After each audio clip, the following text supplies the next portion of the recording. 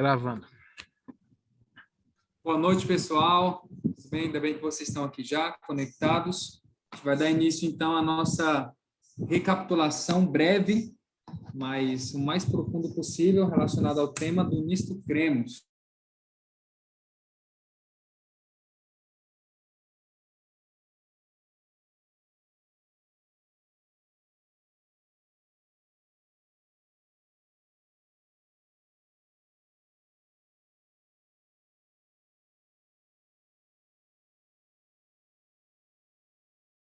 Damos o teu nome, Senhor, pela oportunidade de poder assim estar contigo. E neste momento nós queremos dar início à recapitulação de alguns capítulos do livro Nisto Cremos.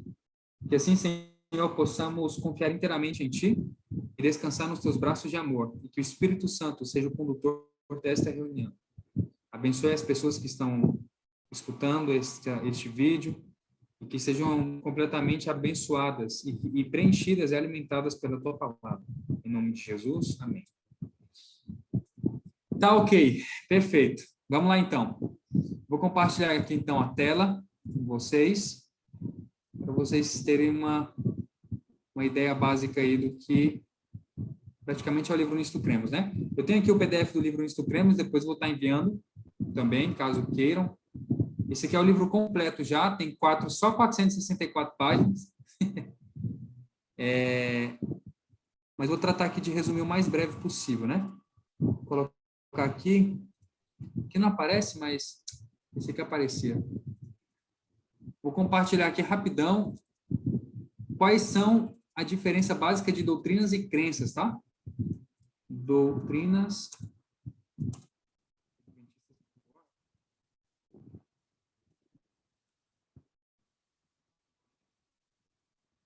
Esse aqui é o site oficial da Igreja Adventista.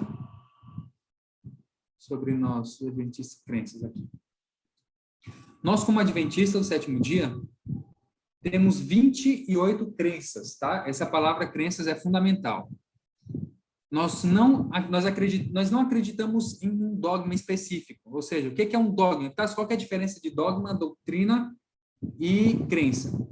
Dogma é uma coisa que não pode ser aquilo que você acredita, que uma igreja ou que um grupo acredita, um grupo religioso, mas que não pode ser mudado. Entenderam? Dogma não pode ser mudado. Por isso que nós, como adventistas, temos somente um dogma. Qual que é o nosso dogma, Epitácio? É a Bíblia, Bíblia Sagrada. A Bíblia como a nossa única regra de fé e prática, nosso manual de guia. Por isso, entre elas, então, a partir do dogma, que é a Bíblia, da Bíblia, nós então tiramos as nossas doutrinas e crenças, ok? E entre elas tem 28. 28, a gente não vai explorar, claro, todas, mas aqui nós temos 28 crenças que estão fundamentadas em 6 doutrinas. Prestem bastante atenção nesse número 6. 6 doutrinas, e nessas 6 doutrinas é ramificado aí as 28 crenças, ok? Então, nós temos 28 crenças? Não. Nós temos nós temos 28 doutrinas? Não. Nós temos 28 crenças. Quantas doutrinas? 6. E dentro dessas 6, temos 28 crenças. Pois bem, nós vamos aqui ter uma breve recapitulação, tá? Não vai dar, obviamente, para explorar tudo, mas essa daqui é a declaração geral da igreja, como Bíblia. A primeira crença que nós temos é as Escrituras Sagradas, ok? E como se chama a primeira doutrina? A primeira doutrina é a doutrina de Deus. E dentro da doutrina de Deus, nós vamos ter as crenças 1, que é as Escrituras Sagradas, a Bíblia. A crença 2, que é a Trindade. A crença 3, que é o Pai. 4, Filho. 5, Espírito Santo. E 6, Filho. Até aqui, nós encontramos, então, as crenças fundamentais aqui também. Vida, morte e ressurreição de Cristo. Então, essas daqui são as crenças da doutrina de número 1, que é da doutrina de Deus, tá bem? Até aqui, tudo bem? Tudo certo? Tá bom, então fechou. Vamos lá. A declaração geral da igreja é a seguinte, a respeito da crença de número 1, a respeito da Bíblia. As Escrituras Sagradas, o Antigo e o Novo Testamento são a palavra de Deus escrita. dada por inspiração divina. Os autores inspirados falaram e escreveram ao serem movidos pelo Espírito Santo. Nesta palavra, Deus transmitiu à humanidade o conhecimento necessário para a salvação. As Escrituras Sagradas são a revelação infalível, suprema e repleta de autoridade de sua vontade. Constituem um padrão de caráter, a prova da experiência, o revelador definitivo de doutrinas e o registro digno dos atos de Deus na história. Se a gente fosse falar disso aqui, a gente demoraria bastante tempo sobre todos os aspectos. Mas quero fundamentar aqui em um texto bíblico, que é o que está lá em 2 de Pedro, capítulo 1, versículo 20 e 21. Em relação à prova, né, creio que esse texto ele é fundamental para a gente compreender os outros textos. Está lá em 2 Pedro, capítulo de número 1, versículos 20 e 21. Eu vou colocar aqui também na tela, para vocês acompanharem. Vou colocar aqui uma versão mais...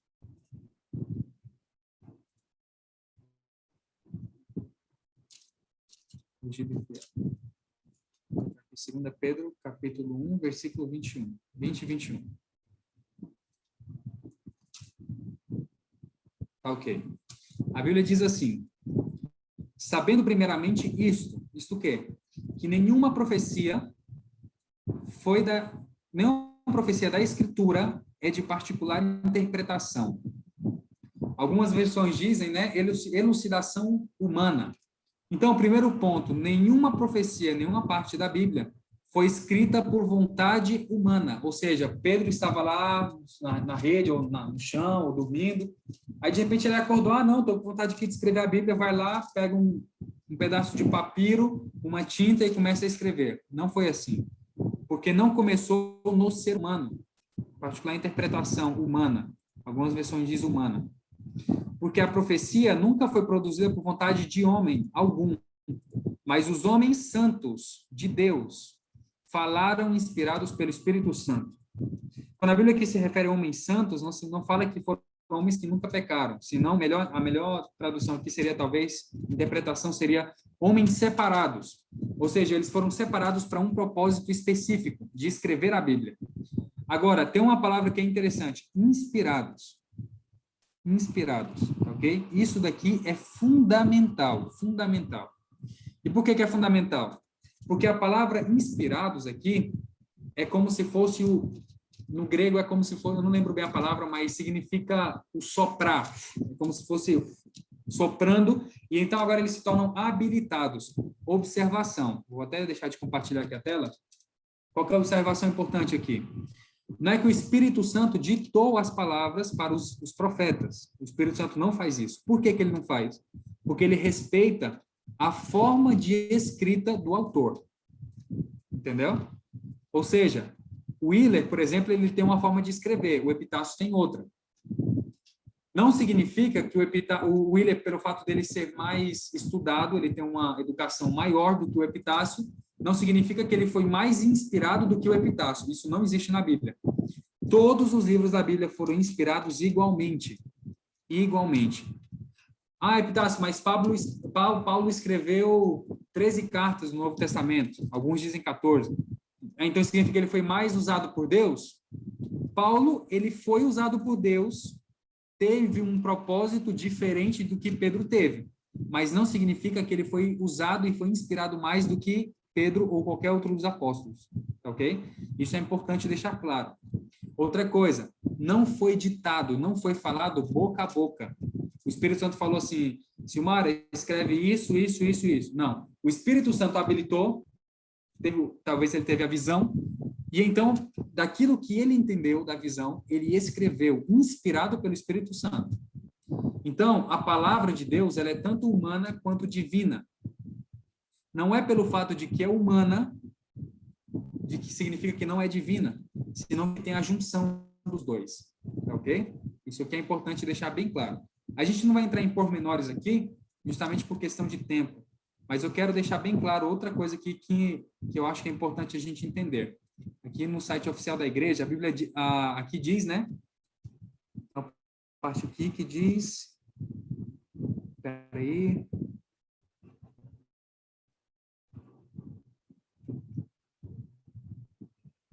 Ok. Outra coisa importante, creio que vocês já sabem, mas ela é também, além de ser a palavra de Deus, nós consideramos a Bíblia como infalível e não inerrante. Ok? Presta bastante atenção nesses dois termos. A Bíblia, ela é infalível e não inerrante. Como assim, Epitácio? Infalível significa que a Bíblia não falha em suas crenças, em suas doutrinas, ok? A Bíblia não falha em suas doutrinas e no que a Bíblia acredita. Se você pegar o livro de Paulo, por exemplo, eu vou dar um exemplo bem clássico aqui, para talvez, não sei se vocês sabiam, mas Martinho Lutero, ele acreditava que não havia coerência entre o livro de Romanos e Tiago. Para ele chamava o livro de Tiago como o evangelho de palha, ou seja, ele falava que o evangelho de Tiago não é tão importante, não tem tanta relevância, que Tiago não foi tão inspirado quanto Paulo. E isso que a gente acabou de ver, não há coerência bíblica. Por isso que, talvez, por exemplo, vamos supor que o Willer fosse Pedro, eu fosse Paulo, por exemplo. Então, não significa que o Willer, quando ele estava escrevendo, não significa que ele não errou uma letra. Não, provavelmente ele poderia ter errado uma letra, alguma coisa, mas isso não interfere na doutrina bíblica, entendeu? É da mesma forma que o Willer está aí escrevendo, ou a Silmara, ou eu estou escrevendo, e a gente pode errar algum detalhezinho, mas isso não significa que isso tem que compromete o valor do texto bíblico. Até aqui tudo certo? Só de boa? Então, beleza. Vocês vão dizendo aí se estão entendendo ou não. Ok. Eu quero aqui também compartilhar outro aspecto aqui com vocês. Vou colocar aqui um quadro em branco para poder escrever, porque a gente não tem um quadrozinho, né? Vamos criar aqui um quadro. Como é que a gente faz para cá? Está criando. Vamos lá. Tá ok. Agora nós vamos para a parte da criação, tá? Porque criação também é um dos temas que está sendo levado em consideração. Deixa eu só o documento aqui que ele me enviou. Escrituras Sagradas. Trindade. Ah, Trindade, né? Tem a Trindade também. Bora para a parte da Trindade.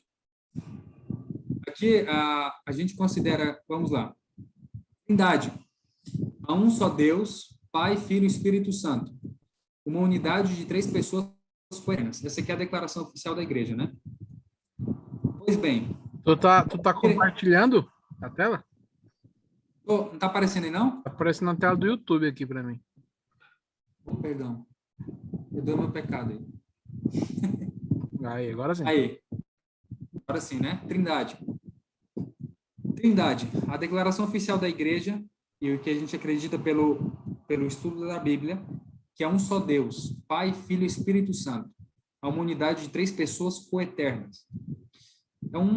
Esse é um assunto muito delicado, inclusive que tem muita discussão no mundo religioso, inclusive dentro da igreja adventista, mas nós temos uma posição oficial.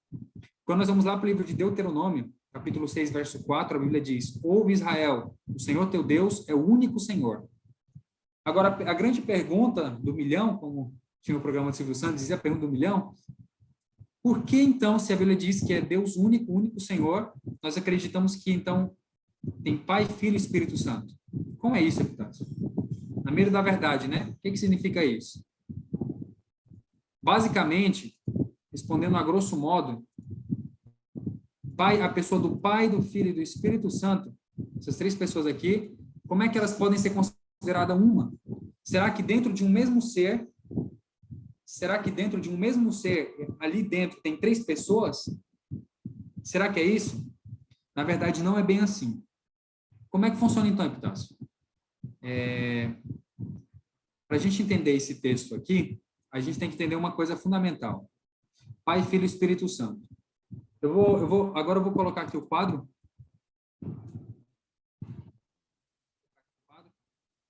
Aqui tá, vou colocar aqui 3 pessoas. Esse termo aqui, Trindade, esse nome não aparece na Bíblia, tá? Isso é importante vocês levarem em consideração. O nome Trindade não aparece na Bíblia. Porém,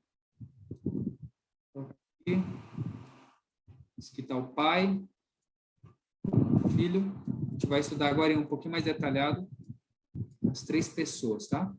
O Espírito Santo. Basicamente, como é que funciona? Nesse caso, a pessoa do Pai, do Filho e do Espírito Santo não é a mesma pessoa, tá bem? Não é a mesma pessoa. Cuidado, como assim? Então, são três pessoas em vez de uma? Queridos, na verdade, quando a Bíblia diz uma, é no sentido de propósito. Vou colocar aqui propósito, vou colocar P de propósito, PR, propósito. No sentido de ideal, tá? Ideal. E no sentido de unidade. Aqui nós temos, por exemplo, o nosso querido amigo Willer. Casado há quanto tempo, Willer?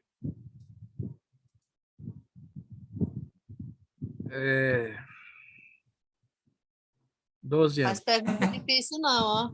12 anos. 12 anos, 12 dias proféticos, né? 12 anos.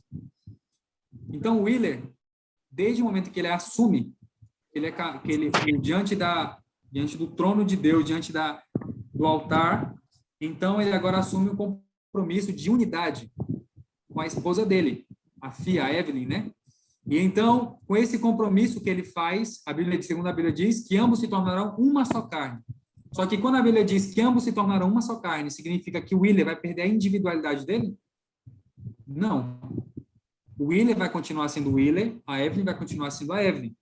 Mas no sentido de unidade, ambos se tornam um agora. Por isso que o casamento ele é uma entidade tão sagrada que a Bíblia utiliza para fazer até comparações em relação ao relacionamento de Deus com o ser humano. Então, o Pai, o Filho e o Espírito Santo são pessoas diferentes, mas que eles trabalham unidos, juntos, em propósito. Isso é tão certo na Bíblia que eu vou mostrar aqui um texto, quando Jesus estava fazendo uma das últimas orações dele, antes de enfrentar a cruz, ele diz aqui, ó, que... Peraí...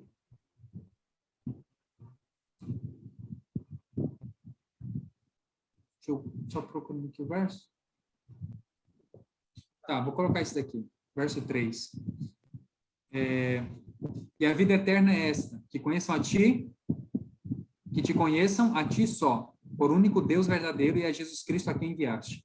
Eu glorifiquei-te na terra, tendo consumado a obra que me deste a fazer. Agora, tem um texto bem aqui que eu queria ler com vocês. Deixa eu ver se eu encontro ele aqui. Perdão. Peraí. Aqui, esse texto. João 17, 21. Você pode ler para a gente, William, por favor? Para que todos sejam um, como tu, ó Pai, o és em mim, e eu em ti, que também eles sejam um em nós, para que o mundo creia que tu me enviaste. Exatamente. Então, vocês imaginam, se Jesus está falando com o Pai, significa que ele não está falando com ele mesmo. Vocês concordam comigo? É lógica. Então, Jesus estava orando. A Bíblia diz que ele orava ao Pai. Então, tem o Pai, tem o Filho e tem o Espírito Santo. E aqui está um detalhe interessante. A Bíblia diz, para que todos sejam um, como tu és, ó Pai, comigo. Nós somos um. Nós somos um. Então, um significa em unidade, em propósito. E aqui a gente não vai entrar, eu gosto muito do hebraico, inclusive, eu acho que é um aspecto importante aqui a gente considerar. No hebraico nós temos a palavra que aparece ali,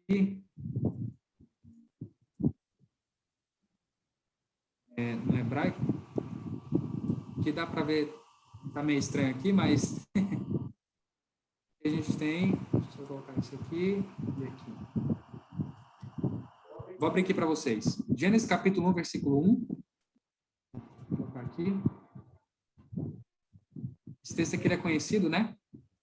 Está assim, no princípio, Deus criou os céus e a terra. No hebraico, a palavra Deus que aparece aqui é a palavra Elohim. Elohim. E o que significa Elohim? Elohim significa deuses. Olha que interessante.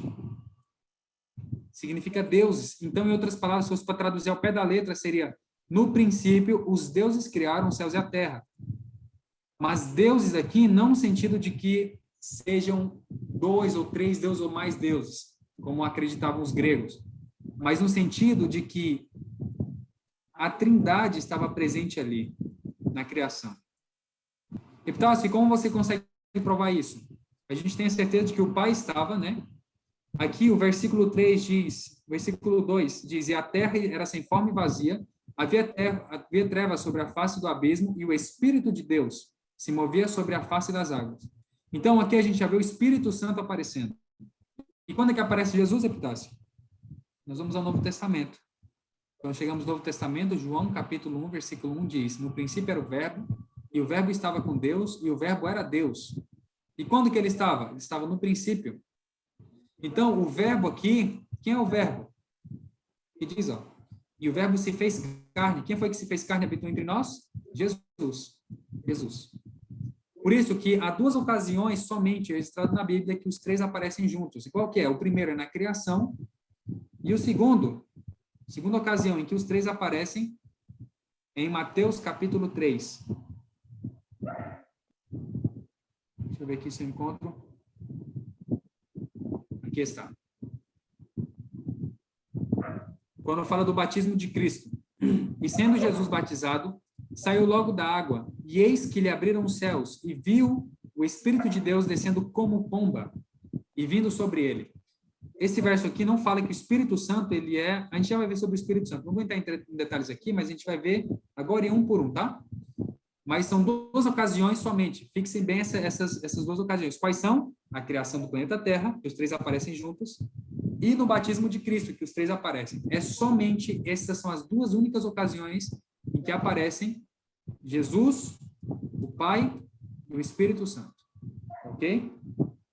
Em contraste com o paganismo, ou o paganismo das nações circunvizinhas, Israel cria na existência de um Deus único. O Novo Testamento estabelece a mesma ênfase quanto à unidade de Deus. Aqui há vários textos, se vocês quiserem olhar depois, tá? Essa ênfase monoteísta não contradiz o conceito cristão de um Deus triuno, ou da Trindade, Pai, Filho e Espírito Santo. Em vez disso, enfatiza que não existe um panteão com várias deidades. Embora o Antigo Testamento não ensine explicitamente que Deus é triuno, ele alude à pluralidade interna da divindade. Em outras palavras, o Antigo Testamento ele não dá tantos detalhes quanto o Novo Testamento, mas a gente pode perceber que há inferências. Se vocês perceberem, principalmente, eu gosto bastante da história de Sansão, vocês vão perceber que, por exemplo, o Espírito Santo, sempre quando Sansão ele era possuído daquela força extraordinária, vocês vão encontrar uma expressão que diz assim, ó, e o Espírito Santo possuiu a Sansão. Por isso, que o Espírito Santo ele é bem evidente também no Antigo Testamento, tá ok? E a gente acredita, por exemplo, que Miguel também é Jesus, e ele aparece no Antigo Testamento também lá no encontro com Josué, e em vários outros lugares do Antigo Testamento. Tá ok? Até aqui, tem alguma pergunta? Ou tá de boa? Tá de boa. Tá de boa, né? Tá de boa. Tá de boa, então. Tá ok. Vamos lá. Podemos, então, seguir aqui a Trindade. Epitácio, como é que você resumiria o conceito da Trindade? Eu vou usar um exemplo aqui, e quero que fique bem claro esse exemplo aqui, para vocês não pensar que eu sou um herege, tá? Eu gosto bastante desse conceito aqui. Eu vou só tentar apagar aqui essa partezinha. Pode compartilhar aqui uma segunda tela, né? Eu gosto de imaginar a Trindade como um conceito, uma equipe de futebol. Vou colocar aqui o Santos, tá? Equipe Santos. Imagina a equipe de futebol, Santos. Eu sou horrível para escrever aqui na tela do computador. O Santos me refiro ao Santos do Brasil, não. Me refiro aos Santos, tá? Tu tá mostrando o que aí? Tá aparecendo, não? Ah, não. Tá o slide do... Vai. Beleza, agora sim. Aí. Tá ok, no Santos, né? No time de futebol, geralmente a gente tem um goleiro. Nós temos o atacante, meio campo, né? Vou colocar aqui meio campo. E o atacante. William, me diz uma coisa aqui. Qual dos 3 é mais importante? Os três. O goleiro não é mais importante que o atacante, não? Não, senhor. Não. Então, da mesma forma que o goleiro, ele não é mais importante que o atacante, não é mais importante que o meio-campo. Cada um tem sua função e nenhum é substituível. Ou seja, têm que fazer parte, todos fazem parte desse mesmo time. Mas, por exemplo, se o Santos leva um gol, a culpa é só do goleiro que deixou a bola passar? Não. A culpa é de todo o time, porque não vai falar o goleiro do Santos levou um gol. Não é isso. Vai falar que o Santos levou um gol. Então, é como se Santos fosse... Claro, a gente não pode fazer bem essa comparação, porque Deus ele é infinitamente maior do que qualquer coisa, né? A doutrina de Deus é infinita. A gente vai passar a eternidade estudando e nunca vai terminar. Mas é como se Santos fosse o nome Deus, tá? Vou colocar aqui, Deus. E cada pessoa fosse o Pai, o Filho e o Espírito Santo. Tá bom? É mais ou menos um resuminho aí para vocês entenderem essa ideia de Deus e a Trindade. Pois bem, vamos então seguindo aqui o nosso estudo. Você me diz aí se está aparecendo, tá, William? Está aparecendo aí agora? Nós vimos aqui... PDF aí, a Trindade. Tá aqui na Trindade, né? Beleza. Perfeito. A gente vê alguns atributos de Deus. Onipotência. Ou seja, pode fazer todas as coisas. Agora, esse aqui é um conceito importante. William, você acredita que Deus pode fazer todas as coisas? Com certeza. Então tá, então me diz uma coisa. Deus pode criar. Deus pode pecar? Se ele pode pecar? Hã?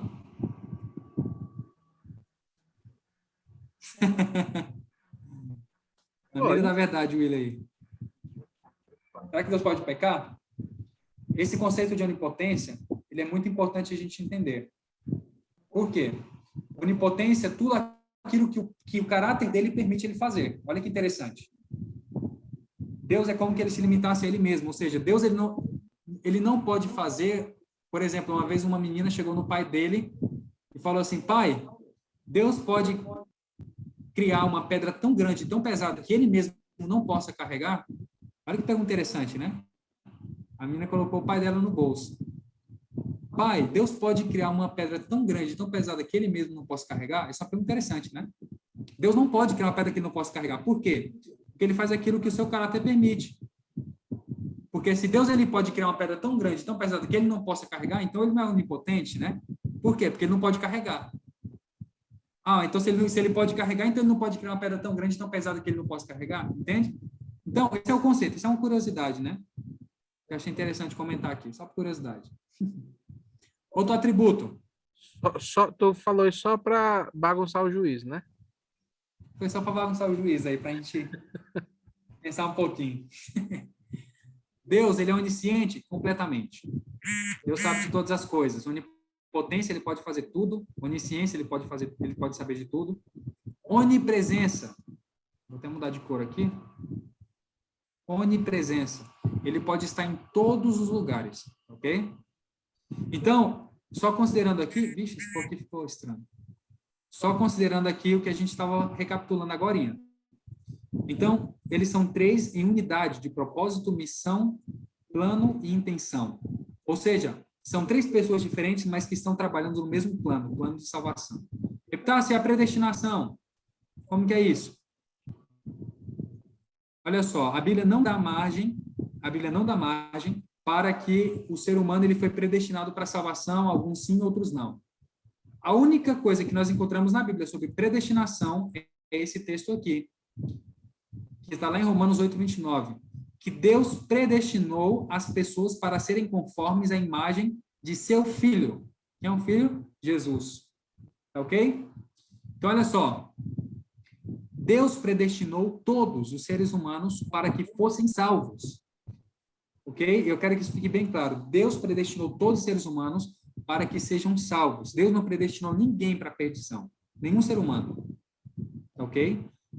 Então, como assim? O que significa então esse termo predestinação? O termo predestinação significa que Deus, ele criou o ser humano, mas todos os seres humanos têm livre-arbítrio de servir ou não atender ou não ao pedido dele. Ninguém vai para o céu por obrigação, né? Então, olha só, o verbo predestinar significa determinar antecipadamente. Alguns entendem esse texto como que Deus ele obriga, né, o ser humano a ser salvo ou não. E segundo a Bíblia, a gente vê que tem vários textos que a gente não vai ler aqui, mas vocês podem ler aí depois, tá bom? Se você não tiver o PDF, você avisa a gente que a gente envia para você. Tá ok. Vamos lá então. O Pai. Quem é a pessoa do Pai, né? A Bíblia dá algumas características. Deus, ele é o eterno Pai, criador, originador, mantenedor e soberano de toda a criação. Ele é justo e santo, compassivo e clemente, tardio em irar-se e grande em constante amor e fidelidade. Isaías, ele atribui aqui a característica do Pai. O Pai, no caso, refere-se lá em Isaías 35, versículo 4, diz assim, ó: Dizei aos desalentados de coração, sede fortes, não temais. Eis que o vosso Deus, a vingança vem, a retribuição de Deus, ele vem e vos salvará. A Bíblia, ela fala de um juízo, tá ok? A Bíblia fala de um juízo. Isso que é importante. Isso que é importante. Hoje as pessoas pensam que não haverá um julgamento. Pelo contrário, haverá sim um juízo. E aqui há várias referências à pessoa do Pai. As pessoas, quando elas olham no Antigo Testamento, elas pensam que o mesmo Deus do Antigo Testamento, ele é diferente do Deus do Novo, como que o Antigo Testamento, ele é mau, e quando chega no Novo, Deus é bonzinho. Não. Deus não muda. E esse é um dos atributos de Deus, ele é imutável. E aqui vocês podem ver, se vocês quiserem ler, tira um print da tela depois, para ver algumas características do Pai, tá bom? A pessoa do Filho, quem é o Filho? No livro de Daniel, a profecia messiânica. O que é a profecia messiânica? A profecia do Messias, o ungido, o que seria enviado para cumprir uma missão. E qual foi a missão de Cristo? Salvar a humanidade, salvar o mundo, ok? Essas referências aqui, ao tempo, indicam que a missão do Salvador transcorreu em harmonia com o cuidadoso planejamento profético. Ou seja, a missão de vir até a Terra já estava predito, já estava planificado na profecia, principalmente de uma forma especial. Em Daniel capítulo 9, versículo 24, a gente vai encontrar uma referência muito clara sobre o Messias. Indica que o Salvador deveria aparecer nesse período. Aqui a gente não tem tempo para falar sobre as profecias das 2.300 tardes e manhãs, mas a Bíblia diz, a respeito das 70 semanas que estavam determinadas sobre o povo de Israel, no tempo exato, foi ali determinado o ano da morte de Cristo. E foi exatamente na plenitude da profecia que Jesus cumpriu sua missão. Então, a gente percebe aqui Jesus como sendo o enviado, o que viria para salvar. Agora, preste bastante atenção nesse título aqui. Muitas pessoas têm pensado que Jesus, ele é uma criatura. De uma forma especial, os nossos irmãos, Testemunho de Jeová, eles acreditam que Jesus, ele é uma criatura e não que participou da criação ou criador. Mas quando a Bíblia se refere a filho, não significa que Jesus, ele foi criado pelo Pai, ou ele foi criado pelo Espírito Santo, ou ele foi criado pelo Pai ou pelo Espírito Santo. Significa que o Filho, ele veio na condição de servo, em obediência ao Pai, ok? Mas isso não significa que ele foi criado pelo Pai. Todos os sacrifícios no Antigo Testamento, especialmente no santuário, apontavam para Jesus. Para Jesus. E apontavam para o sacrifício derradeiro, o sacrifício que significaria a salvação da humanidade. Por exemplo, se a gente vê os cordeiros, né? A gente vê um texto bastante interessante, lá em João, capítulo de número... Deixa eu só esperar aqui para compartilhar o texto. Gente, se ficar alguma dúvida, vocês me avisam, tá? João 1, versículo 29. João Batista, quando ele olha para Jesus, ele diz assim, ó: no dia seguinte, João viu a Jesus que vinha para ele e disse: Eis o Cordeiro de Deus. Quem é o Cordeiro de Deus que tira o pecado do mundo? Jesus Cristo. Então, quando o Antigo Testamento apontava para alguém que viria salvar a humanidade, o Messias, João Batista diz que esse Jesus É o Cordeiro de Deus que o Antigo Testamento apontava, o Cordeiro que viria salvar a humanidade. Até aqui tudo bem? Tudo certo? Espero que vocês não estejam aí cansados já, ou dormindo um pouquinho. Meu amigo tá de boa. A rocha aí que nós tô só o ouro aqui. Só o ouro, né? Só o golden. Então, beleza. Vamos lá. Continuando aqui na pessoa do Filho, eu vou pular essa parte aqui, nós vamos chegar na parte do Espírito Santo. E essa parte aqui ela é muito mal interpretada. Por quê, Epitácio? Porque alguma parte do mundo cristão, eles acreditam que o Espírito Santo ele é uma força. Ou seja, quando a Bíblia diz lá em Gênesis capítulo 1, versículo 1, que o Espírito Santo pairava sobre as águas, alguns dos cristãos eles dizem que o Espírito Santo ele é uma energia, ou seja, ele não é uma pessoa, ele não é Deus, ele é somente uma energia que sai do Pai. O Pai diz e o Espírito Santo atua, mas o Espírito Santo não é uma pessoa como o Pai ou como Jesus. Porém, nós não vemos isso na Bíblia, nós vemos pelo contrário. O Espírito Santo, ele é uma pessoa, e ele inspirou os escritores da Bíblia. Além disso, ele é ativo, tá? Ele não é passivo, ele é ativo na criação. Se você ver, por exemplo, alguns textos, eu quero aqui ler de uma forma especial João, capítulo 14, versículo 16. Diz assim, ó: E eu rogarei ao Pai, e ele vos dará outro consolador. A palavra consolador em grego é parakletov, que significa outro da mesma espécie. Olha só, presta bastante atenção no que eu vou falar aqui agora. Presta bastante atenção nisso. Eu vou até apagar aqui para vocês entenderem bastante. Eu vou colocar aqui no quadro. Está compartilhando? Agora sim. Não, tá compartilhando o quadro não. Agora tá. Agora tá, né? Beleza. Olha só, isso aqui, eu sei que a gente não está estudando aqui grego, nada disso, mas eu quero destacar duas palavras aqui. Quero destacar a palavra outro, tá bom? Outro. Então, que palavra é essa? Vou colocar bem aqui. Outro. A palavra outro, ela tem vários significados, mas no grego tem dois significados básicos, tá? Vou colocar aqui, ó. Quais são os dois significados, Epitácio? Um se chama heteros. O outro se chama alos. Mas o que é isso que você está falando, Epitácio? Como assim, Epitácio? Você está querendo complicar a nossa vida? Não, isso aqui é importante para a gente entender, tá bom? A Bíblia diz lá em João, vou partilhar aqui agora, Jesus falando, e eu rogarei a quem? Ao Pai. E o Pai vos dará o quê? Outro. Essa palavra eu quero que vocês prestem muita atenção. Outro.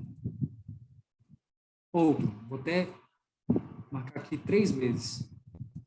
3 vezes aqui. Outro. Por quê? O que você está falando isso? Sabe por quê? A palavra alós, cadê? O quadro? Tá aqui. A palavra heteros, na verdade, presta bastante atenção. A palavra heteros, ela é outro, só que de natureza diferente. Por exemplo, vou perguntar aqui, William, você tem... Olha só, William, qual que é aquela rede ali? Qual que é a cor daquela rede ali? Laranja. Isso, laranjado, né? É. O William, ele me traz uma rede, aí eu olho para ele e falo assim, William, eu quero outra rede. O que você vai me dar, William? É aquela aqui. Essa aí, né? É. Mas presta bastante atenção agora. Se eu te peço outra rede, você pode me dar uma rede igual ou uma rede diferente. Concorda comigo? Pode ser uma laranjada do mesmo modelo, do mesmo jeito, ou pode ser uma de outra cor, uma de outro modelo. No português, se eu falo, William, me dá outra rede, pode significar outra de qualquer jeito, né? Mas no grego, não. No grego, tem sim importância. Por quê, Epitácio? Se eu falasse assim, William, me dá heteros rede. Ou seja, seria uma rede diferente. Vou colocar aqui, F. Diferente. Tá? Tá feio, né? Escrito aí, tá feio. Então, se eu falasse assim, Willer, heteros rede, daí que vem a palavra heterossexual. Ou seja, o Willer, ele é heterossexual. Você é hétero, né, Willer? Eu também sou. Minha mãe também é. Desbravador também. Por quê? Porque hétero é o que sente atração pelo sexo oposto. Daí que vem outro, pelo outro sexo. Entendeu? Ou seja, o Willer me dá... Se o Willer falasse assim, ele me entrega a rede laranjada. Eu falo hétero, me entrega hétero rede. Ou seja, a outra rede. Seria uma rede de cor ou modelo diferente. Agora, quando Jesus ele fala outro consolador, ele não fala heteros, ele fala alós.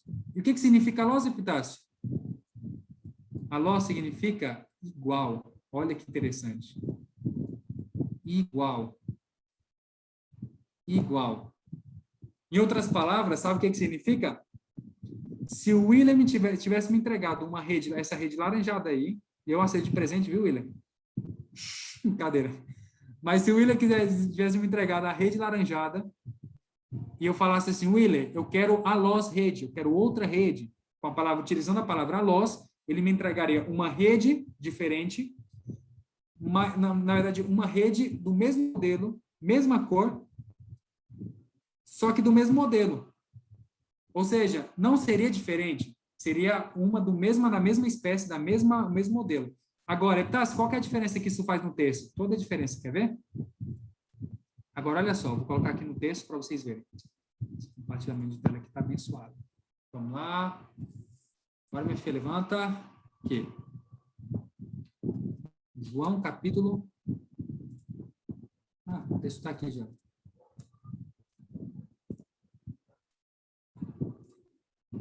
Aqui. E rogarei ao Pai, e ele vos dará o quê? Outro. Esse outro aqui é alós, não é heteros. Ou seja, Jesus enviaria o Espírito Santo, o Consolador, não era uma pessoa, uma força, uma coisa diferente, não. Seria outro Consolador. Por que outro? Porque o que era o Consolador naquele momento? Aquele Consolador até aquele momento era o próprio Jesus. Não era? Não era o próprio Jesus?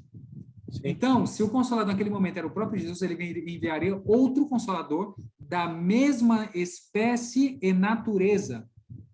Ou seja, ele enviaria uma pessoa, talvez não com carne e osso, como Jesus estava e era, mas que tinha a mesma natureza espiritual. Ou seja, alguém que era Deus, que compartilhava da mesma natureza, alguém que teria o poder de convencer, o poder de persuadir, entendeu? Então, o Espírito Santo é uma pessoa. Agora, aqui nós chegamos em outro ponto importante, a criação. Tá ok? Até aqui, alguma dúvida? Ou tá de boa? Ficou clara essa parte do outro? Ficou? Claríssimo. Então, beleza. Vamos lá, bora tentar arrochar aqui para a gente alcançar o máximo de informação importante. A criação. A Bíblia diz, no princípio, Deus criou os céus e a terra, né? Bereshit, bara Elohim, rajamento, haares. Aqui diz, nós somos criacionistas. Nós acreditamos no sábado, acreditamos na vida, que é a morte, no estilo de vida importante. Ou seja, se você tira o relato da criação, você exclui praticamente todas as crenças da Bíblia. Ou seja, se você diz, por exemplo, eu acredito em toda a Bíblia, menos no livro de Gênesis, nos inícios ali de Gênesis. Se você acredita nisso, então você não precisa guardar o sábado, porque a nossa base para guardar o sábado está na Bíblia, no Gênesis, capítulo 1, capítulo 2. Se você não acredita que o Gênesis foi de verdade, você não acredita em Jesus. Por quê? Porque se de fato não existiu Adão e Eva, então eles não pecaram, então não precisa Jesus vir, uai. Outra coisa, não existe harmonia entre evolucionismo e Bíblia. Não existe nenhuma brecha de harmonia entre o evolucionismo e a Bíblia. Outra coisa, Deus criou tudo em 6 dias literais, 6 dias de 24 horas. A palavra em hebraico é yom. Yom significa dia de 24 horas, tá? Literalmente. Precisamos escutar várias pessoas falando assim, eu não guardo o sábado porque lá no Gênesis, o dia lá, quando a Bíblia fala dia, se refere a mais de 1000 anos. Então, ninguém vai guardar o sábado durante 1000 anos seguidos, sem... Entendeu? Então, em outras palavras, Deus criou tudo em 6 dias, descansou no 7º. A criação era um propósito, né? Era um propósito de Deus. Quando Deus criou tudo, inclusive criou o ser humano, ele diz, era muito bom. Quando nós vimos, por exemplo, a queda, nós vimos que Satanás caiu. Satanás, ele levou consigo 1/3 dos anjos, está lá escrito em Apocalipse, capítulo 12. Mas a Trindade, ela tinha um plano de redenção. Ela tinha um plano para, caso o ser humano pecasse, ele tivesse a oportunidade de ser redimido, de ser restabelecido, reaceito. Eu acho que essa palavra reaceito não existe, mas eu criei agora, né? Mas é para isso, vocês entenderam? Agora nós encontramos aqui outra coisa importante. A criação aqui é bem óbvia, né? E Deus se revela por meio da criação. Agora nós chegamos na natureza da humanidade. E esse daqui é um tema de onde há uma grande controvérsia. O ser humano foi criado à semelhança e imagem de Deus, com individualidade e poder de pensar e agir. Em outras palavras, nós somos criados com liberdade de escolha. Liberdade de escolha. A palavra espírito, alma, todos esses conceitos, hoje as pessoas pensam que alma é uma entidade, ou seja, que quando a pessoa morre, sai aquela coisa do corpo, e então vai para o céu, ou vai para o inferno, como as pessoas dizem por aí. Só que, segundo a Bíblia, isso não existe. A unidade, ela é indivisível, ou seja, se a pessoa, ela morre, ela perde completamente a vida. Então, onde está isso na Bíblia? Vamos lá, eu convido vocês a irem a um texto da Bíblia, está lá em Gênesis capítulo 2, verso 17. E formou o Senhor Deus o homem do pó da terra, e soprou em suas narinas o fôlego de vida. Em hebraico, a palavra fôlego de vida significa ruar, o ruar. Ok? Ruar. E o homem foi feito alma vivente. Em outras palavras, essa palavra aqui, alma vivente, preste bastante atenção. Alma vivente significa, no hebraico, se lê nefesh hayah. Nefesh hayah. Em outras palavras, o homem ele é formado de duas coisas. Ele é formado do fôlego de vida, e esse fôlego de vida, no hebraico, é esse ruach. No hebraico tem algumas coisas interessantes, né? Esse ruach. Entendeu? Ruach. Tá assistindo bafo não, né? Beleza. Em outras palavras, o ruach, esse ruach significa a fôlego de vida. Quando Deus ele cria o ser humano e faz o formato, o pó da terra, a Bíblia diz que Deus ele soprou o ruach, colocou na narina, no ser humano, esse ruach. E esse mesmo ruach que aparece aí é o mesmo ruach que Deus coloca nos animais. Ou seja, quando a Bíblia diz fôlego de vida, muitas pessoas vão interpretar como espírito, né? Mas esse espírito aí não tem nada a ver com essa ideia que as pessoas têm hoje. Mas o espírito de vida, que esse espírito se refere ao fôlego. O fato de eu estar respirando, esse fôlego de vida é o espírito que a Bíblia chama, ok? Não é uma coisa que sai do corpo. Agora, quando nós chegamos no Nefesh Hayah, o ser humano, ele foi feito, ele se tornou alma vivente. Por isso, nós não temos uma alma, nós somos uma alma. E a partir do momento em que o ser humano, ele perde o fôlego de vida, ele deixa de ser uma alma, ok? Ele deixa de ser uma alma, ok? Então, essa é a natureza da alma do ser humano. Agora, olha só que interessante, presta atenção, esse texto aqui eu acho que vai cair, eu tenho praticamente 90% de certeza que vai cair na prova. 1 Tessalonicenses 5:23. O mesmo Deus da paz vos santifica em tudo, em vosso espírito, vou marcar aqui de cores diferentes, em vosso espírito, alma e corpo. três palavras, espírito, alma e corpo. Na vinda, Epitácio, como você explica isso? Qual que é a diferença? Por que está falando espírito, alma e corpo? Nessa passagem, a palavra espírito, deixa eu marcar aqui também de cor verde, né? Bora ser mais organizadinho. Espírito. A palavra espírito se refere como o mais elevado princípio de inteligência, pensamentos do qual o homem está revestido e por meio do qual Deus pode se comunicar. Então, a palavra espírito, neste texto aqui, significa a capacidade intelectual do ser humano de raciocinar. Ou seja, Deus ele se comunica com o ser humano por meio da mente.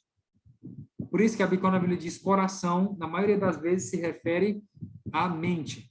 Então, a Bíblia está dizendo aqui, em outras palavras, que quando se refere a espírito, que o mesmo Deus santifique em tudo. E o vosso espírito, ou seja, a vossa mente, a sua capacidade de raciocinar, seja conservada íntegra até o dia da volta de Cristo. É isso que a Bíblia está falando quando diz espírito. Agora, quando a Bíblia diz alma, que é o segundo termo que está em azulzinho aqui, diz o quê? Se distingue quando distingue do espírito, pode se entender como a parte da natureza humana que expressa por meio dos instintos, ou seja, emoções, desejos. Em outras palavras, quando aqui está dizendo que tem que ser considerado íntegro a nossa forma, nosso pensamento, a nossa forma de raciocinar, está querendo dizer que além da capacidade intelectual de raciocinar, quando diz alma, se refere a emoções. Ou seja, as nossas emoções têm que estar subordinadas à palavra de Deus de forma íntegra. Ok, e a última palavra aqui é a palavra corpo. A palavra corpo aqui, deixa eu colocar aqui, se refere à natureza superior, quanto pela inferior. É constituição. Vou marcar aqui um especial, essa partezinha aqui, ó. É a parte física, carne, sangue, osso. Ou seja, isso se refere ao todo, ao completo do ser humano. Então, quando Jesus voltar, em outras palavras, traduzindo esse texto aqui, nossa parte mental, nosso raciocínio, a nossa parte emoções, desejos, sonhos, e a parte física, saúde, tudo que eu tenho, tem que estar íntegra. Tem que estar íntegra o máximo possível para que Deus, ele esteja constantemente nos santificando em tudo. Isso é basicamente o que esse texto diz. Ficou clara essa parte? Então, vamos lá para a parte final. Vamos lá para a parte final. Antes de passar, Willer, dá uma pausa aí na gravação rapidão. Estamos aqui agora com a nossa segunda parte. Se você está escutando até aqui agora, não esquece de tomar a sua água, tá bom? Bora para frente. Vamos lá, então. Até aqui, então, resumindo o que nós vimos aí a doutrina de Deus, né? A doutrina do homem, que tem que ver tanto com a criação quanto com a natureza humana. E nós vimos a doutrina, nós vamos ver agora a doutrina do... Esqueci o nome da doutrina. Mas nós vamos ver a crença do grande conflito agora, tá bom? Vamos lá. Grande conflito. Toda a humanidade está agora envolvida em um grande conflito entre Cristo e Satanás, quanto ao caráter de Deus, sua lei e sua soberania sobre o universo. Em outras palavras, quando Satanás ele engana os seres, os anjos, a gente vê de forma especial pela Bíblia e pelo espírito de profecia, uma comparação, né, que faz, é o que está lá em Ezequiel, em Isaías e Ezequiel. Bora colocar aqui o texto, Isaías capítulo 14, versículo 12. Deixa eu compartilhar aqui. Isaías capítulo 14. Para você aqui, Isaías 14, versículo 12. Vamos lá.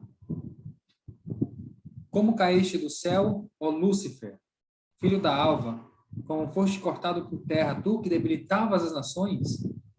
E tu dizes no teu coração, eu subirei ao céu acima das estrelas. Deus exaltarei o meu trono, e no monte da congregação me assentarei aos lados do norte. Subirei sobre as alturas das nuvens, e serei semelhante ao Altíssimo. Esse texto aqui, a Bíblia está falando, se vocês pegarem o contexto, vai estar falando de uma outra coisa. Só que a Bíblia ela aproveita esses ganchos para fazer comparações com as doutrinas. Entre elas, uma das crenças é o do grande conflito. E então nós vemos aqui Lúcifer. Lúcifer significa anjo de luz, o filho da alva, né? E então a Bíblia diz que ele era cobridor, querubim, cobridor da guarda, ungido. Ele tinha uma posição elevada diante dos anjos. Também, por incrível que pareça, no céu também há hierarquia. E Lúcifer, ele tinha uma importância muito grande no céu. Agora, se vocês vão lá para Ezequiel, capítulo 28, versículos 12 e 15, diz assim, ó: Tu és o sinete da perfeição, e cheio de sabedoria e formosura, perfeito eras nos teus caminhos, desde o dia em que foste criado, até que se achou iniquidade em ti. Então, aqui faz uma comparação. E desde o início, a acusação de Satanás é em afirmar que a lei de Deus, segundo ele, é arbitrária, ou seja, é impossível de que alguém guarde a lei de Deus. Essa foi a acusação de Satanás. É impossível. Como é que o ser humano vai conseguir guardar a lei de Deus? Como é que os anjos vão guardar? Deus, ele é injusto, Deus é egoísta, Deus, ele é isso, Deus é aquilo. Então, essa é a acusação desde o início que Satanás faz a Deus. Agora, em relação ao grande conflito, nós podemos entender e resgatar algumas lições. Primeiro, nós temos a necessidade de vigilância e constante dependência de Deus. Eva pecou porque ela acreditava, Ellen White, ela diz que ela se acreditava como autossuficiente, egoísmo, ou seja, eu não preciso tanto de Deus. Deus fala uma coisa, mas eu posso chegar até tal limite, eu posso chegar até tal ponto de tentação. Mas nós vemos que isso não aconteceu, né? Então, isso ensina que nós temos que estar sempre constante, debaixo da vigilância e dependência de Deus. Segundo, o grande conflito nos mostra o interesse do amor de Deus ao enviar o seu Filho e ainda mais, a enviar o Espírito Santo e os anjos para batalhar nesse grande conflito. Então, todo o céu está empenhado na salvação do ser humano. O grande conflito, ele envolve questão universal. Não é só aqui na Terra. É questão de todo o universo. Toda a salvação está em jogo. Explica o porquê do sofrimento do mundo. Já tenho certeza que alguém já chegou em você e perguntou: William, se Deus existe, por que as pessoas sofrem, né? Nós podemos ter essa resposta de acordo com o grande conflito. Por quê? Porque se o mundo sofre hoje, é porque tem um conflito. Satanás ainda tem o controle do mundo. Satanás, na verdade, ele ainda tem uma brecha. Por quê? Porque Adão e Eva, quando eles pecaram lá no Éden, eles deram esse direito de, como representante da terra, Satanás, ele representar até a cruz. Quando chega na cruz, agora Satanás perde o domínio.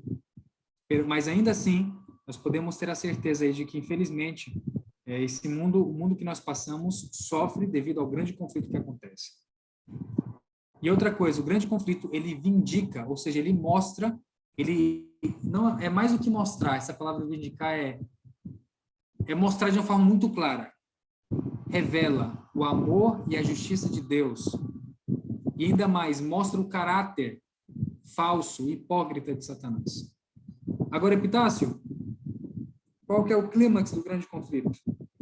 É a cruz, tá? É a cruz, pois é lá na cruz que Satanás ele é revelado.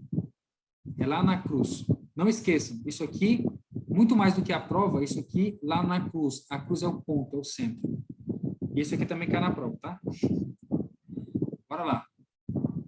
Penúltimo, né?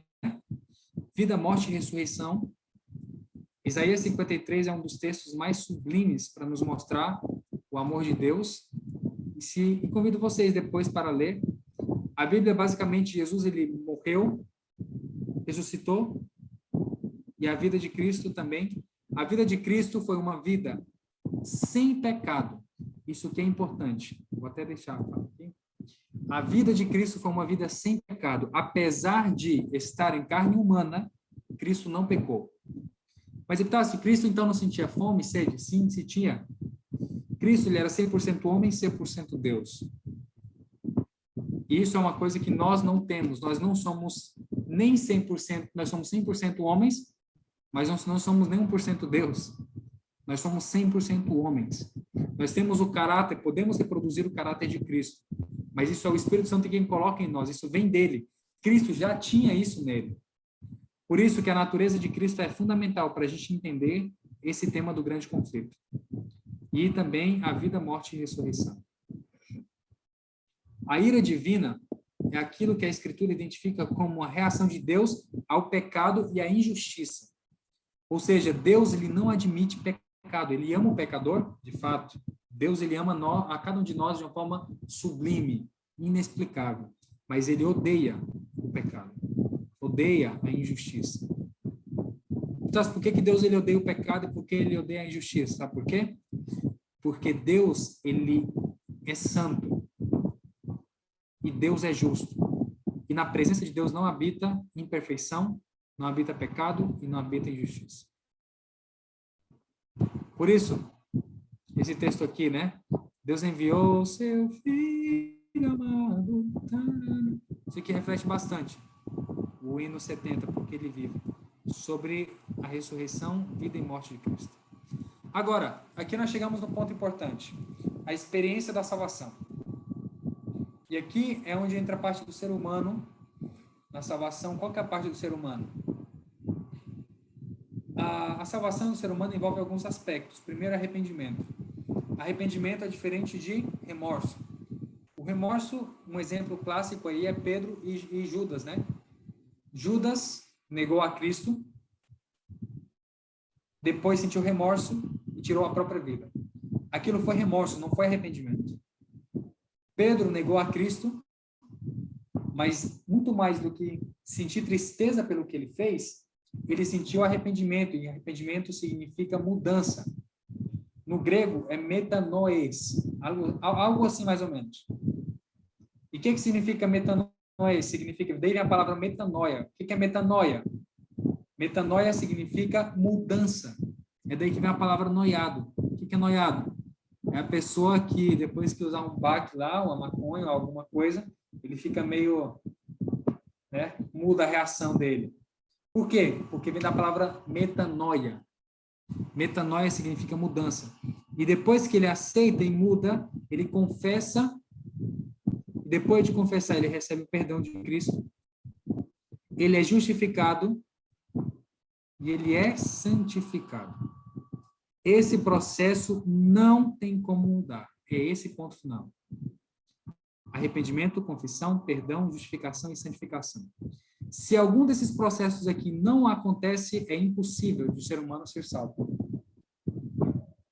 A tentativa de desenvolver o bem em nós, separado de Cristo, é contraproducente. Ou seja, é impossível que seja justo, santo, sem a ajuda de Cristo. E a bondade de Deus é o que te conduz ao arrependimento. Tá, onde que está isso? Esse texto está lá em Romanos, deixa eu ver se minha memória está boa. Está lá em Romanos, acho que é Romanos capítulo 2. Vamos ver. Romanos capítulo 2, versículo 4. Esse mesmo. Ou desprezas as tuas riquezas da benignidade, paciência e longanimidade, ignorando que a benignidade, ou seja, a bondade de Deus, é o que te leva ao arrependimento. Ou seja, o que faz o William com que você se arrependa, o que faz com que eu me arrependa, não é o fato de eu simplesmente ter pecado, mas o que faz a mudança geral é quando eu olho para a bondade de Cristo e a partir desse ponto, então, eu aceito e sou justificado, santificado, acontece todo esse processo. Agora, presta atenção, isso eu quero que vocês prestem muita atenção, porque provavelmente isso vai cair na prova. E também é para você também, como pessoa, como cristão. A salvação, ela não é um sucesso, ela é um processo. Como assim, Epitácio? A salvação não é um ato que termina. A salvação é algo contínuo. Processo. O nome disso é processo. quais são esses 3 processos? É dividido em 3 tempos. No passado, no presente e no futuro. No passado, é quando nós somos justificados. Quando você aceita Cristo, quando você aceita a salvação de Jesus, você é justificado. Justificado do quê, Epitácio? Justificado do pecado. Preste bastante atenção. Quando Cristo morre na cruz, às vezes a gente cria essa ideia meio errada. Meio não, errada, né? Porque na Bíblia não existe meio certo nem meio errado. Existe errado ou certo. Mas na Bíblia, essa ideia é errada, de que Jesus morreu na cruz por todos os pecados. Isso é mentira. Por quê, Epitácio? Como assim? Quando Jesus morre na cruz, ele morre por aqueles pecados que são confessados e que são perdoados. Por quê? Porque a pessoa que, quando lá no juízo, na verdade, depois do milênio, a pessoa ela morrer, descer fogo do céu e tudo mais, aquele processo que o Apocalipse descreve, o que vai acontecer? Os pecados daquelas pessoas, Jesus não morreu por aqueles pecados, por quê? Porque não foram perdoados, então não faz sentido Jesus ter morrido, ok? Por esses pecados. Mas ele morreu pelos pecados perdoados dos que serão salvos, ok? Então, você foi justificado, William, quando você aceitou Jesus. Mas não para por aí, porque quando você é justificado, Jesus te justifica para que você entre no processo presente. Qual é o processo presente? É o processo da santificação. O processo de santificação é importante. Tem muita gente que fala assim, a pessoa, eu não vou me santificar porque esse negócio de santo, ninguém é santo. Então, já que ninguém é santo, não tem como eu ser santo, não tem como... Mas eu vou mostrar um texto aqui para vocês, que isso aqui vai deixar vocês impressionados.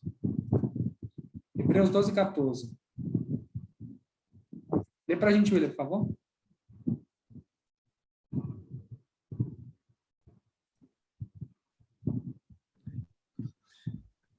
Segui a paz com todos e a santificação, sem a qual ninguém verá o Senhor. Ok. Seguir a paz com todos e a santificação. Sem santificação, o que vai acontecer? Ninguém verá o Senhor. Em outras palavras, se você não está nesse processo de santificação, você não está seguindo o processo da salvação. Ou seja, quem não se santifica, claro, não é que eu vou me santificar, o Epitácio vai se santificar, não. Isso é um trabalho contínuo do Espírito Santo, isso é função do Espírito Santo. Mas se eu não coloco à disposição do Espírito Santo, eu não quero mudança, eu não quero me tornar cada vez mais parecido com Cristo, eu não estou caminhando no processo de salvação, simplesmente isso. E se a Bíblia diz que aquele que não entra nesse processo, não vai ver a Deus. Ponto final. Epitácio, quando acaba a santificação? A santificação acaba quando nós chegamos na glorificação. E quando que é a glorificação? No futuro. Futuro quando? Na volta do nosso Senhor Jesus Cristo. E aqui acaba, então, o processo de salvação, e então veremos eternamente na presença do nosso Deus. Alguma dúvida? Eu sou salvo pelo que eu faço? Não. A Bíblia diz lá, Efésios 2, versos 8 e 9. Porquanto, pela graça, vós sois salvos, por meio da fé. Isso não vem de vós, é dom de Deus. Eu quero parar por aqui, esse verso, porque diz assim, pela graça. Então, primeira coisa, eu sou salvo pela graça. Mas para eu alcançar essa graça, o que tem que acontecer? Eu só alcanço essa graça por meio da fé. Fé no que, Epitácio? Fé no sacrifício de Jesus. Quando eu acredito no sacrifício de Cristo, quando eu recebo a Ele, a partir desse momento, por meio dessa fé, sabe o que acontece? Eu recebo a graça. E essa fé, como é que eu faço para obter essa fé? Essa fé não vem do Epitácio, não vem de você, Willer. Essa fé, ela vem de quem? A primeira fé é um dom. E esse dom vem de Deus. Então, Deus coloca no coração do ser humano, olha tanto que Deus ele é maravilhoso. A Bíblia diz em Filipenses, acho que capítulo 4, 16, diz que a obra de Deus ele faz tanto querer como fazer. Então, Deus ele opera tudo quando nós colocamos à disposição dele. Então, ele coloca a fé no coração do homem. Depois que ele coloca a fé, o homem aceita. Ele olha essa fé maravilhosa e aceita a graça maravilhosa de Jesus Cristo. E então o ser humano recebe a salvação. Mas a salvação ela não vem por meio de obras. Por quê? Porque se a salvação viesse por meio do que eu faço, eu poderia muito bem falar assim, bueno, então já que a salvação vem pelo que eu faço, eu sou bom demais, sou mais santo que tal pessoa, Por isso, eu tenho que ter em mente de que a salvação é pela graça, por meio da fé em Cristo Jesus. Então, qual que é o papel da obra? É o versículo 10, aqui não está o texto aqui, mas vamos ler. Bora ver aqui. Vixe, onde é que encontra aqui? Está aqui. Efésios, capítulo de número 2. Efésios, capítulo 2. A gente leu 8 e 9, vamos ler só o 10. Porque somos feitura sua, criados em Cristo Jesus para boas obras, as quais Deus preparou para que andássemos nela. Em outras palavras, nós somos salvos pela graça, por meio da fé, que é um dom de Deus, mas por meio da fé, da fé em Cristo e da salvação, uma vez que a pessoa é salva, ela agora vai o quê? Fazer o que Cristo fazia. Ou seja, nós somos criados para quê, queridos? Para fazer boas obras, para sermos cada dia mais, andarmos no caminho que o Senhor preparou para cada um de nós. Então, basicamente isso. Essa é assim um resumo das nossas crenças. Das 10 primeiras, claro, né? Falta ainda só 18. Mas para a prova de líder, basicamente isso. Ficou alguma dúvida? Não? Espero que não. Todo está claro, então, Cis. Então, se você tiver alguma dúvida, você pode colocar aí nos comentários. Nós vamos subir esse vídeo aqui, aqui no YouTube, né? A gente parte para as perguntas agora, Will? Fazer o simuladinho agora. Tá, beleza. Bom, a gente preparou aqui, na verdade, não é que a gente preparou, a gente tem um simulado aqui e a gente vai responder 5 perguntinhas, tá? Para não ficar muito longo. Se você quiser, a gente vai disponibilizar o link aí na descrição do vídeo. E aí você vai poder ver, tá? Você vai poder ver aí o link. Vamos lá, vamos colocar aqui então. Deixa eu ver aqui. Ixi, quadro branco, né?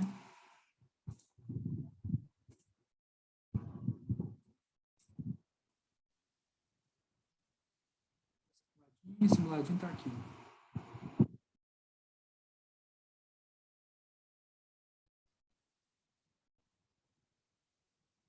Ok, dá para ver aí? Willy, tu pode ler a pergunta? Tu lê a pergunta e eu vou respondendo aqui. Eita, questão 1 de 52. Vai, tudinho. Só as 5 primeiras. Vamos lá. Ele decidiu apresentar-se diante da humanidade por um meio específico, o qual não deixaria margem a questões no tocante a seu caráter ou seu amor pela humanidade. E Deus o fez, através das Escrituras do Antigo e do Novo Testamento. Página 16. Segundo o livro Nisto Cremos, Deus tem se revelado de diversas formas. Sabendo disso, responda a que tipo de revelação cada texto se refere. Qual que você acha aí, William? Revelação divina. Bora ver se é essa? Certeza? Vamos lá. E agora? Oi. Revelação, tá, o que é revelação pessoal? Qual que é a diferença? Pois bem, vamos lá. Vou colocar aqui para vocês. Nós temos aqui, basicamente, revelação. Aqui, porque, por causa do teclado aqui, mas revelação. Como é que Deus se revela? Deus se revela, basicamente, há 2 maneiras em teologia que a gente chama, né? E também no Nisto Cremos fala isso. Nós temos a primeira revelação, essa aqui é chamada de revelação Geral. Isso aqui é importante, tá? Isso aqui é muito importante. Revelação geral. Então, o que é revelação geral? Revelação geral é o modo como Deus se dá, ele se apresenta e qualquer pessoa pode entender. Agora, deixa eu perguntar aqui. Willer, tu sabe aí, tenta aí lembrar de alguma... Como é que Deus se revela de uma forma geral? Que todo mundo pode entender que existe um Deus. Me fala uma coisa aí. Natureza. Opa, boa. Qual? Natureza. Natureza. Isso é uma revelação geral. Por quê? Porque qualquer pessoa pode entender que Deus existe, né? Outra forma. Outra forma pode ser pela história. Como assim, Epitácio? Se você olhar a sua vida até agora, como que Deus guiou a sua vida, você vai entender que Deus, ele também, ele guia, né? Tanto que Deus é maravilhoso que guia a nossa vida. Qual outra maneira, Epitácio, de revelação? Consciência. Como assim, Epitácio? Para você ter uma ideia, as antigas civilizações, eles têm, dos 10 mandamentos que nós temos, são poucos os mandamentos que eles não guardavam. Mas, Epitácio, eles tiveram contato com a Bíblia? Nunca tiveram contato com a Bíblia. Por que, então, Epitácio, que eles, então, sabiam desses princípios morais? Sabe por quê? Por causa da consciência. Deus, ele também trabalha pela consciência. Por exemplo, matar é errado? Sim. Por quê? Ah, tá, está na Bíblia. Ok, mas se não existisse Bíblia, o ateu também não mata. E aí? Então, Deus, ele também trabalha por meio da consciência. Agora, William, você falou que Deus ele se revela por meio da natureza, né? Agora, presta bastante atenção no que eu vou falar. Deus se revela por meio da natureza. Então, já que Deus se revela por meio da natureza, como explicar, então, os furacões? Então, Deus é o que provoca os furacões? Interessante, né? Então, Epitácio, como assim? Então Deus é malvado, Deus provoca os furacões? Não. Por quê? Porque a revelação geral, isso é importante. A revelação geral aqui, ela é limitada. Por quê? Porque a natureza, ela foi afetada pelo pecado. Por isso que acontecem desastres naturais. A história, apesar de que Deus ele também pode usar a história também demonstra que os seres humanos, eles sempre fizeram coisas extraordinárias, coisas boas, mas também coisas horríveis. A consciência, apesar de que algumas civilizações eles adoravam algum Deus, apesar de que eles tivessem alguns princípios morais, também foi limitado. Por isso que, para Deus não perder a sua revelação, ele escolheu um outro tipo de revelação. Revelação especial. Tá entendendo até aqui, tudo bem? E o que é revelação especial, Epitácio? Dá um exemplo. Dá um exemplo. Esse exemplo aqui é pouco conhecido. Bíblia. A Bíblia é uma revelação especial. Por quê? Porque, por exemplo, eu olho para a natureza. Se eu olho para a natureza e eu não vejo, e eu vejo, por exemplo, a natureza que é degradada pelo pecado, eu preciso de algo que me guie a Deus. E o que vai me guiar a Deus? A história? A consciência? Não. Eu preciso de algo mais específico. O que é mais específico do que a Bíblia? Né? Então, a Bíblia é uma revelação especial, não é revelação geral, é revelação especial. Agora, a maior de todas as revelações que está dentro, eu vou até marcar aqui,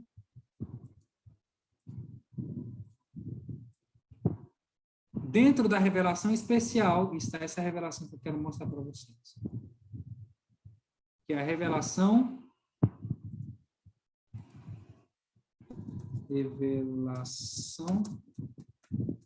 pessoal. Então, o que é revelação pessoal?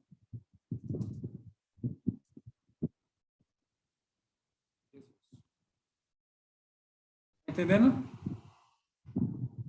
Então, esse esquema aqui, vocês têm que saber. Deus se revela de diversas maneiras. Dentro dessa revelação, essa divisão aqui não existe dentro da Bíblia, tá? Especificamente, com esses nomes. Mas a gente deduz, tá bom? Existe a revelação geral, só que a revelação geral é limitada. Então, tem aqui a revelação especial. E dentro da revelação especial, eu tenho a revelação pessoal, que é a pessoa de Jesus. Até aqui, tudo bem? Beleza. Vou compartilhar essa imagem depois. Se você quiser, você avisa para a gente. Vamos lá. Então, respondendo a pergunta, ele decidiu apresentar-se diante da humanidade por um meio específico, o qual não deixaria margem às questões no tocante a seu caráter. Quem foi essa pessoa que decidiu apresentar-se? Foi o próprio Jesus. Agora, se eu perguntar para vocês, qual foi o tipo de revelação? Foi revelação geral? Não. Foi revelação divina? Foi, mas esse não é o termo, né, que o Unisto Cremos aborda. Foi revelação especial? Sim, mas não é tão específico. Foi revelação pessoal. Na realidade, essa pergunta aí tá meio que uma pegadinha. Pegadinha, sim. Tem que dar mais atenção, porque ele estava dizendo como que ele se revela conosco, de forma pessoal, né? Forma pessoal, exatamente. Muito interessante. E esse povo vai estar com a pegadinha do malandro aí, você não, viu? Vamos para a próxima. Vai lá, William. Vislumbres da natureza de Deus obtidos através dessas avenidas são frequentemente identificadas como, Isso é fácil. uma vez que tal revelação se encontra disponível para todos e apela à própria razão humana. Agora tu responde isso aí. Qual que é o tipo de revelação que está disposto para todo mundo?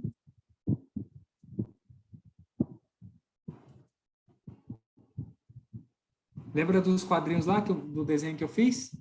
Então, todo mundo pode ver a revelação geral e todo mundo pode Tá. ter acesso à revelação especial. Mas nem todo mundo tem, sabe por quê, William?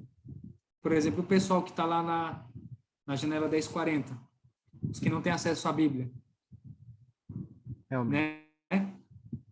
Então, nem todo mundo tem acesso à revelação especial, mas todo mundo tem a revelação geral. Vamos ver se é essa? Aê! Próximo, vai lá. Essa é interessante. Representa o mais central de todos os pontos focalizados pela Bíblia, pois ela faz convergir para o mesmo local a inominável maldade humana e incomparável bondade do amor de Deus. Página 17 refere-se a...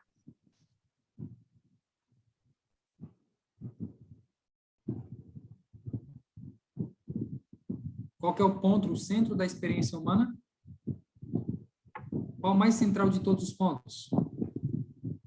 Focalizados pela Bíblia. A Bíblia foca em quem? Velho Testamento? Não. Santuário? Cruz. Cruz, exatamente. The cross. Cross. Second. Questão 4, penúltima. Vai lá. Efetivamente, o foco central da Bíblia é: ele ocupa a posição central de todo o drama cósmico. Página 18. É o ser humano. Será que é o ser humano? O plano da redenção foi para... Oxi! Aí. Olha só, nós somos... Por que Satanás ele quer derrotar o ser humano? Será que é só porque nós somos seres humanos? O objetivo de Satanás tentar derrotar o ser humano é porque ele quer atingir a Deus, porque ele não consegue derrotar a Deus. E quem foi que veio para revelar o caráter do Pai? Quem foi que veio para mostrar o caráter de Deus? Foi o próprio Jesus, Deus o Filho. Por isso que ele é o centro, o foco da Bíblia. Mas então significa que Jesus é mais importante que o Pai e que o Espírito Santo? Não. Porque entre eles, a gente quer essa imagem, essa ideia de hierarquia, mas entre eles não existe isso. Né? Entre eles, todos são mesmo poder, mesma autoridade. E tem a mesma importância. Mas a Bíblia dá esse foco a Cristo porque foi ele que veio, de forma mais pessoal, a revelar o caráter do Pai. Ou seja, automaticamente, se a gente quer Inclusive, Filipe fala assim, Jesus, a gente não conhece a ti, mas Filipe, eu estou com você 3 anos, você não conhece o Pai? Ele falou assim, não, mas eu estou com você 3 anos. Se você quer conhecer o Pai, conheça a mim. Tudo aponta para Cristo, porque por meio de Cristo, todas as coisas se consumam. Todas as coisas têm o seu lugar. Então, o Deus, o Filho, é o centro da Bíblia. Ele aponta para Cristo. Cada verso da Bíblia. Tá bom? Última pergunta. A respeito dos autores das escrituras, assinale as alternativas corretas. Nossa. Tô cego. Tu vai responder essa aí. Vamos lá. A respeito dos autores das escrituras, assinale as alternativas. Ah, então aqui tem mais de uma, né? Eita, bora ver se a gente acerta. A revelação divina recebida não convertia a pessoa ou lhe assegurava a vida eterna. Será que é verdade isso? Será que a revelação de Deus não assegura a vida eterna? Eu acho que não, porque a revelação de Deus, apesar de que Deus se revele, quem decide é o ser humano, né? Isso, é o que eu ia falar. A revelação não, mas a aceitação sim. Verdade, boa. A Bíblia explica em detalhes de que forma o indivíduo recebia a qualificação, mas através do Espírito Santo estabeleceu-se uma união entre os agentes divino e humano. Interessante, né? Sim. Nem todos os autores bíblicos foram pessoas que possuíram natureza pecaminosa, necessitando diariamente da graça de Deus. Opa, peraí. Lembra que eu falei que lá, quando diz homens santos que falaram da paz de Deus, não significa que eles não tinham natureza pecaminosa. Inclusive, eles pecaram. Pedro pecou. Paulo pecou. Davi pecou. Todos pecaram, porque eram pecadores. Então, essa aqui é falsa. A qualificação não dependia dos talentos naturais. Exatamente. Para escrever a Bíblia, não, né? Porque aqui está falando dos autores das Escrituras. Sempre quando vocês forem responder uma pergunta, presta bastante atenção no enunciado, porque no enunciado tem muita pegadinha. Então, aqui está falando do quê? Qual crença? A Bíblia. Então, ele vai focar na Bíblia. A qualificação não dependia dos talentos naturais. Exatamente, não dependia, porque Deus usou tanto pescador, rainha, boiadeiro, Deus usou todo tipo de gente. O Espírito Santo preparou certas pessoas para que recebessem a comunicação das verdades divinas. Sim. Bora ver? Ué, tá errado essa? A Bíblia explica em detalhes de que forma o indivíduo recebia a qualificação. Através do Espírito Santo estabeleceu uma união. Ah, sim, sim. A Bíblia não explica em detalhes. Não dá detalhes de como foi essa revelação. Né? Basicamente isso, né? Eu acho que é isso. Galera, se vocês quiserem, a gente vai colocar o link na descrição do vídeo. Se inscreva no nosso canal, assina, coloca o sininho da notificação e recomende para os outros. Valeu!